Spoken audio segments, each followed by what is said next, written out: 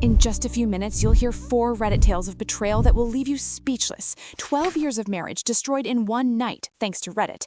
So, this all started on a Tuesday, which, let's be honest, is the worst day for life-altering decisions. My wife Sarah had been suspicious lately. Nothing new, she's suspicious of the toaster. But I figured I'd give her a little fun insight into my phone life. I mean, what could go wrong if I handed her my phone and let her scroll through my messages? It was supposed to be hilarious, like a sitcom moment. Oh, look, honey, I talked to my coworker about spreadsheets. Cue laughter. And at first, it was exactly that. She laughed at my terrible memes, my passive-aggressive texts to my mom, even the way I argued with a barista over the correct spelling of latte. I was basking in the glow of mutual amusement. Then she hit the group chat with my friends, and oh boy, that's when the comedy turned into a full-blown roast session. My buddy Mark had sent a picture of a raccoon stealing a pizza slice, and my response was, "This is basically me at work meetings." Sarah snorted, nearly choking on her coffee, tears forming. She swiped further, reading all my deep and meaningful late-night texts that were basically, "Do you think pigeons judge us?" She laughed, I laughed, the dog laughed, probably, though he was just licking my leg. I was smug, thinking, okay, victory, I survived the interrogation, and we were bonding through my embarrassing digital footprint. But then came the last message. I had almost forgotten about it myself because it was from a week ago and completely out of context. It was just a random string of letters, something like FJSL @#, which I'd sent to my coworker because my keyboard malfunctioned mid-rant about printer jams. Innocent, harmless, nonsense. At least that's what I thought. Sarah looked at it, paused, the laughter slowed. Her eyes went wide, and I swear for a second the dog got nervous too. "What is this?" she asked, voice trembling, a mix of horror and disbelief. I froze. Uh, that? That's just gibberish, I said, trying to smile. But Sarah's face had already shifted from amused to full blown detective mode. She leaned closer, squinting at the screen as if it were a high stakes code from a spy thriller. Gibberish? Really? You just randomly typed gibberish at 2 a.m.? Her voice was suspicious, bordering on accusatory. I nodded, trying to look casual, like I wasn't about to have my life dismantled over a broken keyboard. Yup, pure nonsense. Nothing to see here. Mistake number one, I underestimated her imagination. Mistake number two, I underestimated my own past texting habits. Okay, but why does it say meet at the warehouse, midnight, bring the stuff? Wait, what? My stomach sank. I grabbed my phone, but she snatched it away with the speed of a ninja and the glare of a vengeful queen.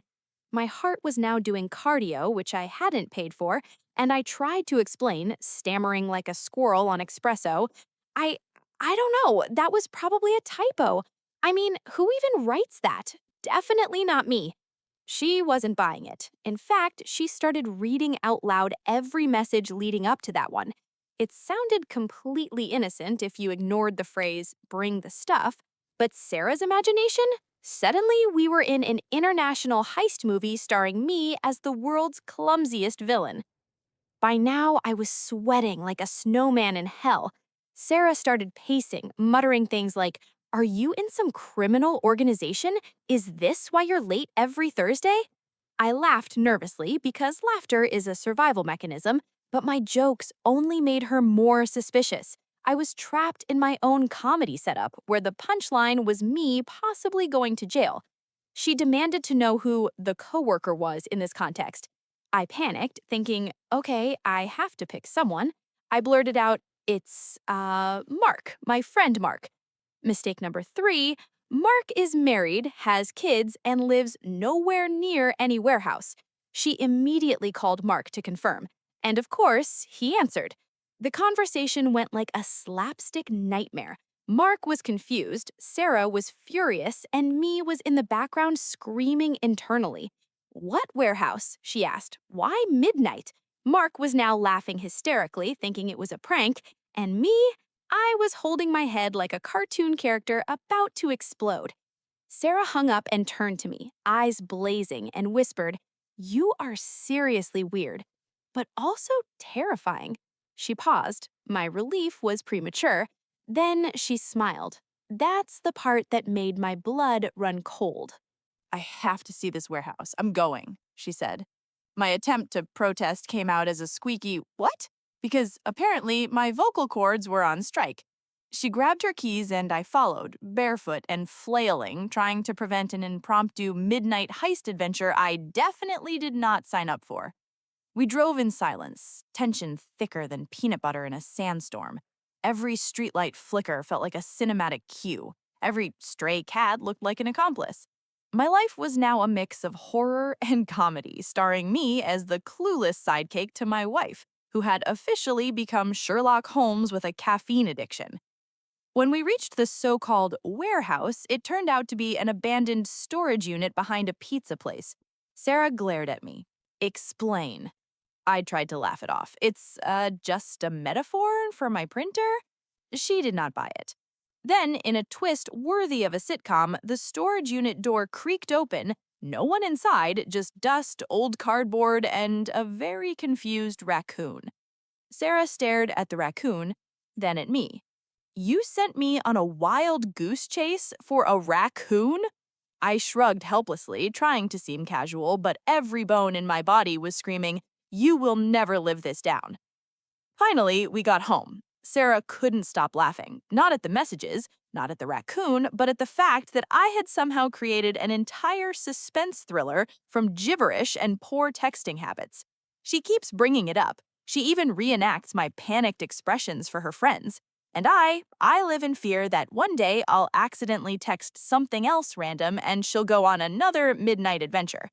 Moral of the story, never let your wife read your messages unless you want your life turned into a comedy horror hybrid with a side of raccoon cameo.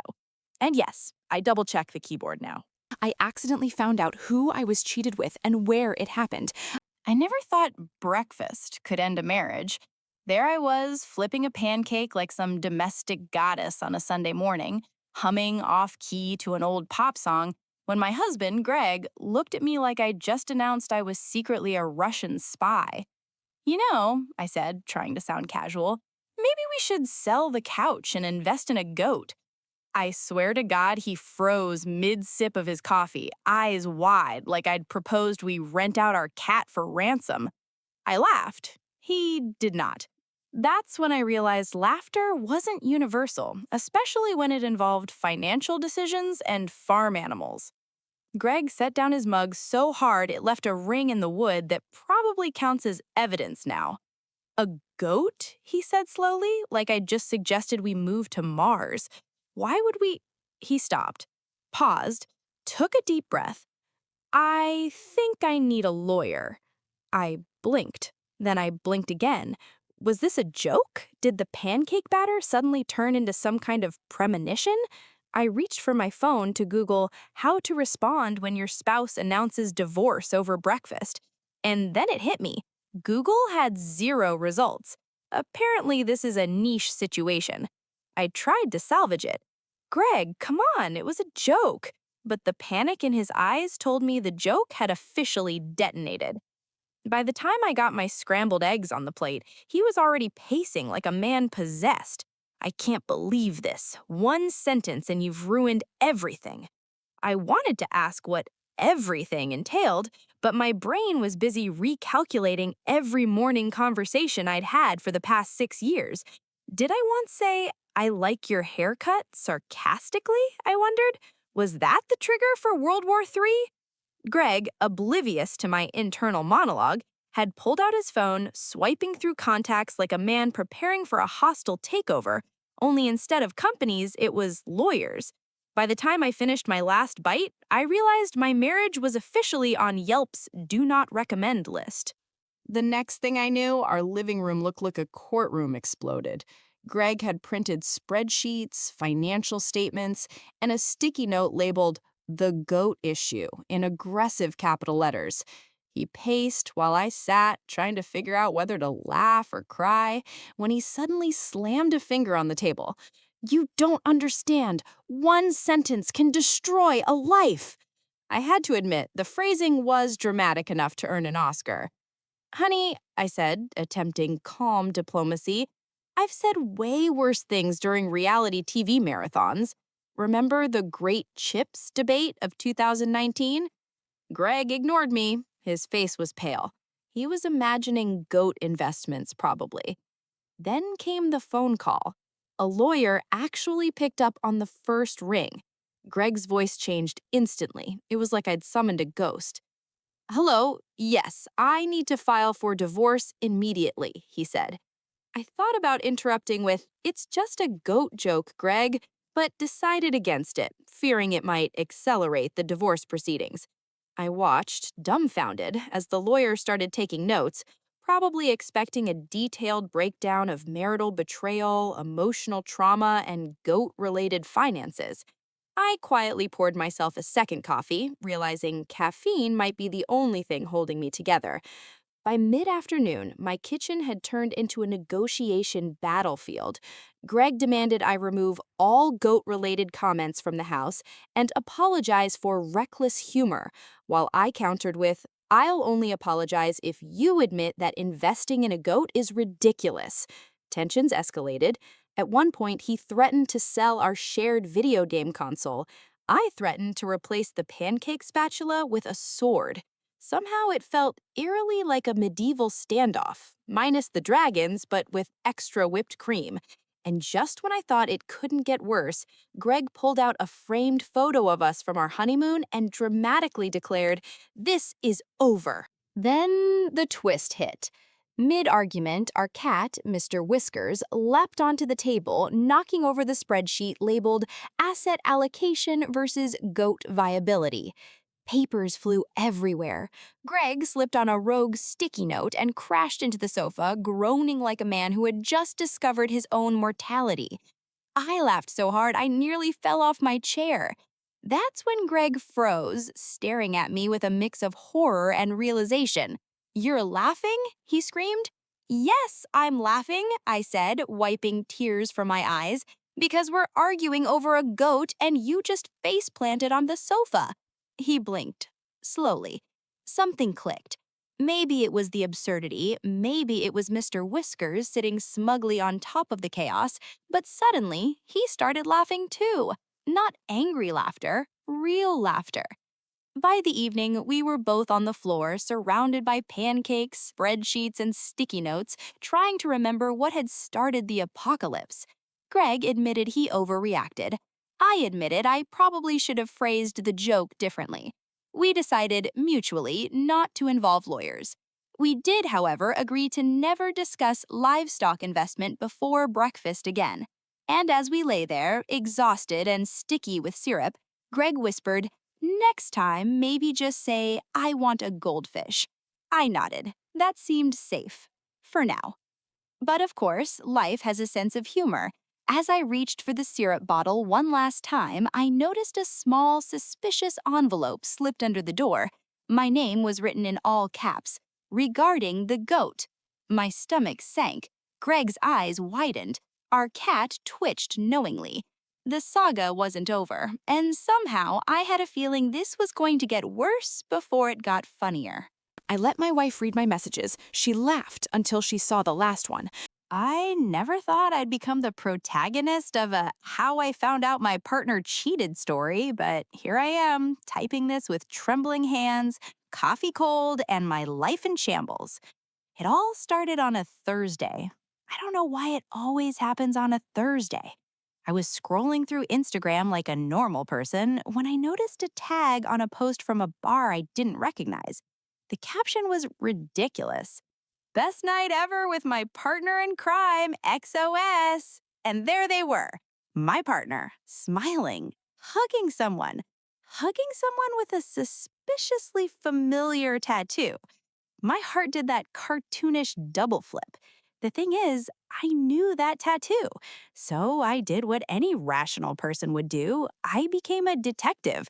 I started digging. Every post, every story, every TikTok comment.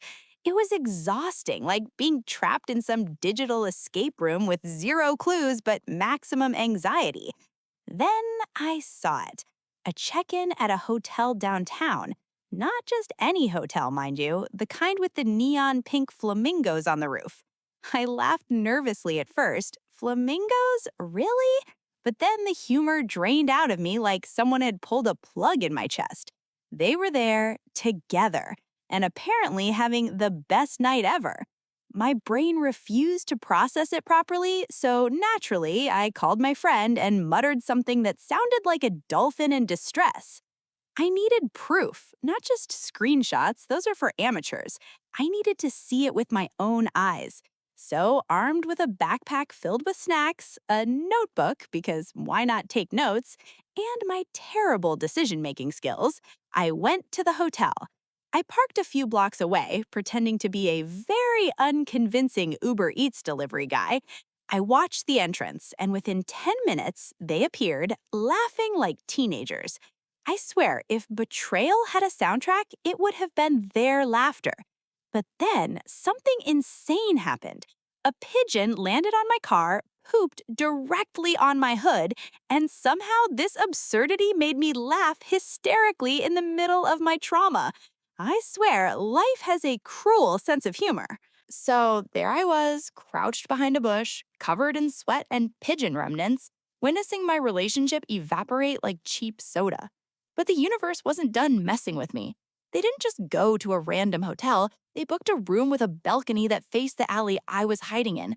I could see them clearly, my partner humming some obnoxious pop song while the other person, let's call them Mystery Tattoo, did something suspiciously romantic, like holding their hand and whispering secrets. And I kid you not, my partner tripped over the balcony chair while leaning over. I laughed so hard I almost forgot I was heartbroken. Almost.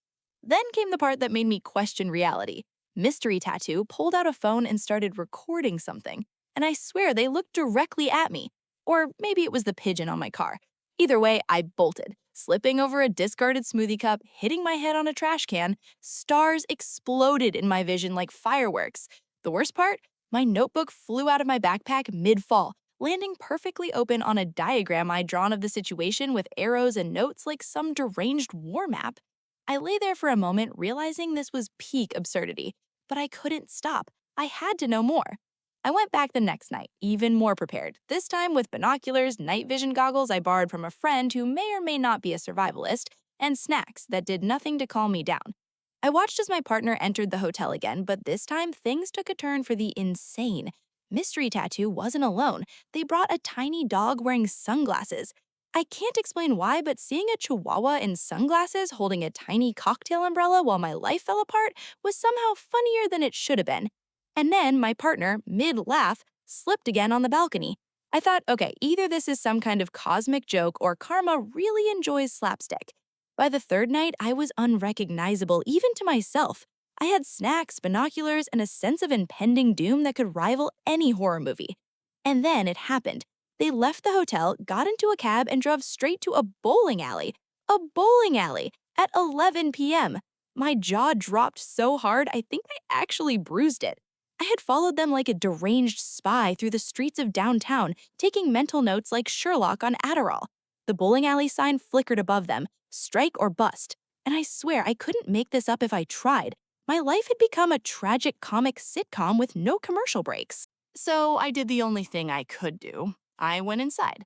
Pretending to be a competitive bowler in a tournament I didn't exist in, I approached cautiously. My partner, in the middle of a perfect strike, didn't see me at first. Mystery Tattoo was filming, probably for a future viral TikTok titled Cheating Chronicles Strike Edition. And then it hit me. Not the betrayal that I had accepted, but the absurdity.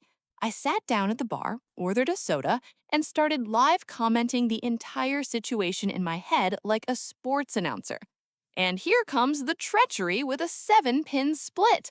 I laughed so hard that people stared. I didn't care. Then the unthinkable happened. My partner noticed me, and not in the subtle, oh hey, funny coincidence way. No, they froze mid-bowling swing, eyes wide, mouth opening like a goldfish. Mystery Tattoo turned around and, bless the universe, tripped over the tiny dog in sunglasses. The dog went flying into a stack of bowling pins. Pins exploded everywhere, and the chaos was so perfect it could have been choreographed. I laughed until tears streamed down my face. And for a moment, I didn't feel betrayed. I just felt entertained. Finally, I walked up, heart pounding, pride demolished, dignity in tatters. So, this is your version of a night out? I asked, voice calm but spiked with sarcasm sharp enough to cut steel. They sputtered, the dog barked, the pins clattered, and then I left. Not because I wanted to, but because I realized some stories are too ridiculous to ruin with confrontation. I walked out into the night, pigeon on my hood somehow still intact, notebook wet with spilled soda, and I laughed until my ribs ached.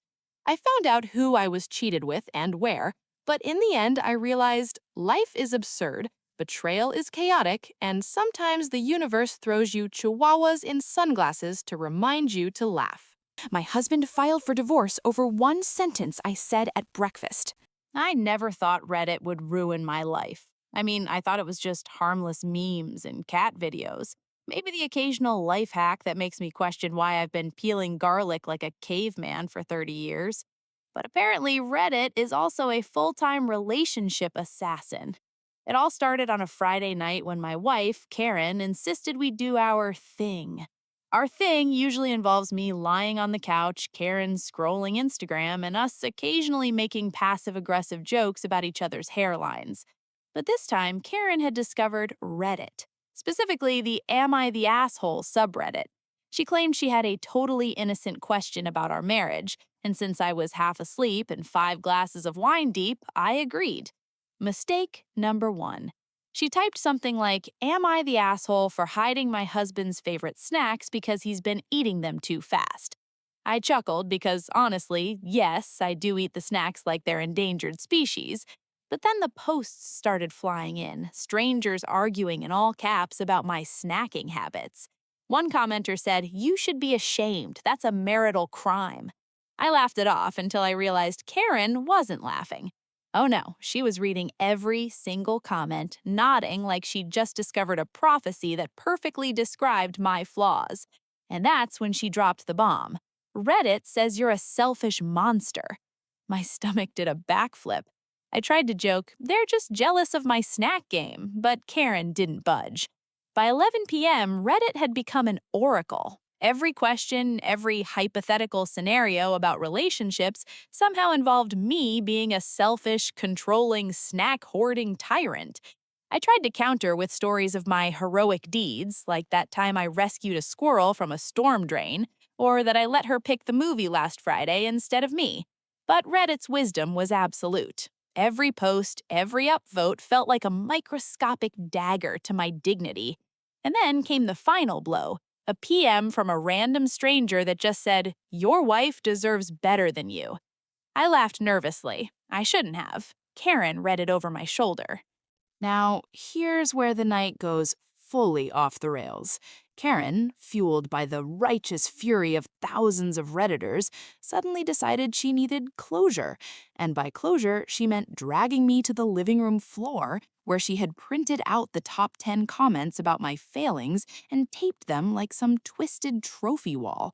I couldn't move. I was pinned by memes and angry advice. Then she did the unthinkable. She took a magnifying glass, yes, an actual magnifying glass, and started reading the posts aloud, slowly, dramatically, like she was narrating a Shakespearean tragedy. I swear, every sentence was designed to make me cry. I tried to escape. Karen, maybe we should just sleep this off? But no, Reddit had turned her into a high-functioning vengeance machine. Then came the kicker. She revealed that she'd made an account and started posting my offenses on Reddit herself, asking strangers if she was justified in her wrath. The responses came in within minutes. Absolutely! Dump the man. He's a menace. Reddit says you're single now. I'm not exaggerating. By midnight, our marriage was literally trending on a subreddit. I didn't even know I could be trending for anything other than my dance moves at my cousin's wedding. Then, like something out of a low budget action movie, the power went out. Pitch black, the house silent except for Karen whispering, "Reddit says hiding is cowardly." I panicked. I stubbed my toe on the coffee table. I screamed like a banshee, and then came the sound I'll never forget, my phone buzzing. Notifications, hundreds of new Reddit messages. Apparently, the saga had gone viral. Strangers were giving me life advice. One told me to buy flowers, another suggested moving to Canada, and another, oh God, suggested I take up professional apologizing as a career. Karen laughed. Not the normal laugh, the evil, triumphant laugh of someone who knows they've won. At 2 a.m., I realized something terrifying. Reddit had literally turned into a third party in my marriage.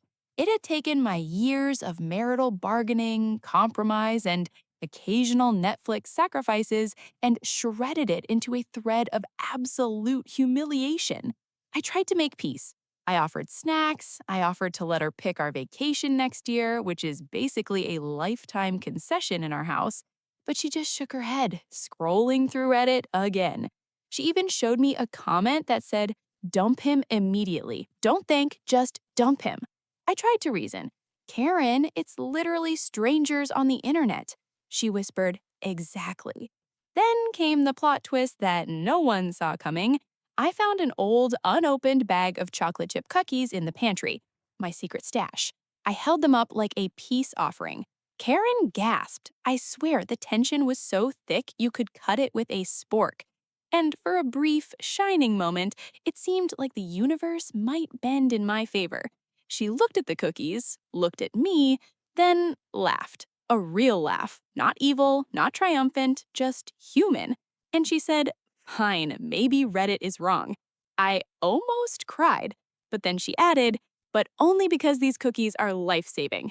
By 3 a.m., we were laughing hysterically on the kitchen floor, covered in cookie crumbs, rereading the Reddit threads and realizing how utterly absurd everything was. I even made a meme about us. 12 years of marriage ruined by strangers online, saved by cookies. Karen loved it. We went to bed exhausted, slightly traumatized, but somehow stronger. And Reddit, well, Reddit will always be there, lurking, waiting to destroy innocent lives with keyboard judgment. And me, I'll never trust my snack habits or strangers on the internet again. But at least now I know. Never underestimate the power of cookies.